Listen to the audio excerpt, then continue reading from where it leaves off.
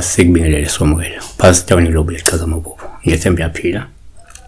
Sibheke udaba lamaphupho. Inamba ke ngilesiso lisinzwa kuphela umuntu oyimember i-channel. Uyangifonela from 9 ku 5 on WhatsApp. Khayisile trust yethu Jamie Pass ngibukeke ngiqhubha amazinyo azawa mhlophe eqhwanga ngabe kushoni lokho. So asikubheka kanje na. Siya science video, it's a remake there.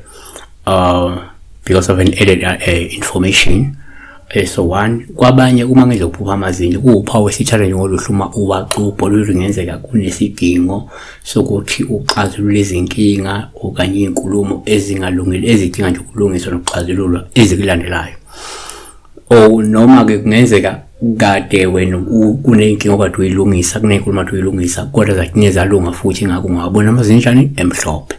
2 ngokwenkolo uma kungenzeka uphupha amazinyo kuwuphawu oluhluma waqubha usweliveza lokho kungenzeka kumele uthathe isinqumo lesinyathelo sokuphenduka nokulahla izono nokusindiswa njengomuntu.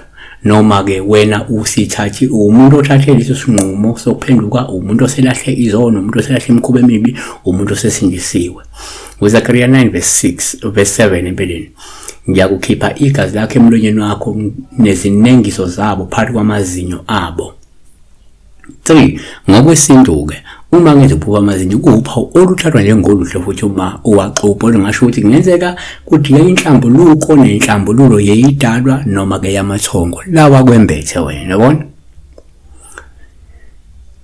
noma kumele usihlambulule wena yabona uzehlambulule izidalwa noma kuhlambulula amathongo kwembethe.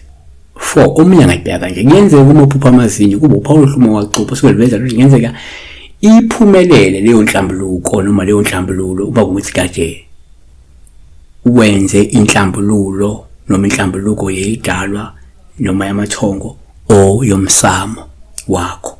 Uma kunezinto kade uzenza ukulungisa uhlalisa kahle izinto zakho ngokuthi uzehlambulule noma uhlambulule amathongo njalo njalo yabona lengavela ke liphawu leli. So senze kanje na asivale. Number 5 kwesinye isikhathi uma uphupha kamazinyo uphawu nje ukuthi uma waqupha osuweliveza ukuthi ke ngokusho kaIsaac ongumunye wabantu abacomment kuma video wathi ke lo ngaphinde kuveze ukuthi ke uma ugeza lamazinyo kukhomba ukuthi kumele ugeze isikhwama samathambo. Shuthi ke uma ukuthi umuntu onesikhwama samathambo osebenzisa amathambo mehlola kufanele leso sikhwama leso usigeze usihlambulule noma ke kunesikhwama ekhaya samathambo ozosithatha wena usisebenzise leso sikhwama kufanele usihlambulule ufuna usigeze noma ke awuwenze iresearch uthole ucwaningo ukuthi akekho umuntu ekhaya wayesiza ngamathambo bese uyasukuma uhlambulula leso sikhwama samathambo ngoba kungenzeka uyisona nje ngithi uthobo wena ngomunye onedlozi omunye velo ophathiswe nonikezwe lo umsebenzi omkhulu ukuthi uwasebenzisela amathambo yabona. Samakhulu besibika la ukuphupha uqubha amazinyo kukhomba ukuxazulula inkinga ukuxazulula inkulumo yabo ezikulandelayo kukhomba ukuhlanza nokusindiswa ukulahla kwezono nokushaya kushiya komkhuba emibi kuyakhomba ukuhlanjululwa nomhlambuluko esuke idingeka noma esuke yenziwe edalweni noma ukuhlanjulwa kwezikhwama zamathambo sabo.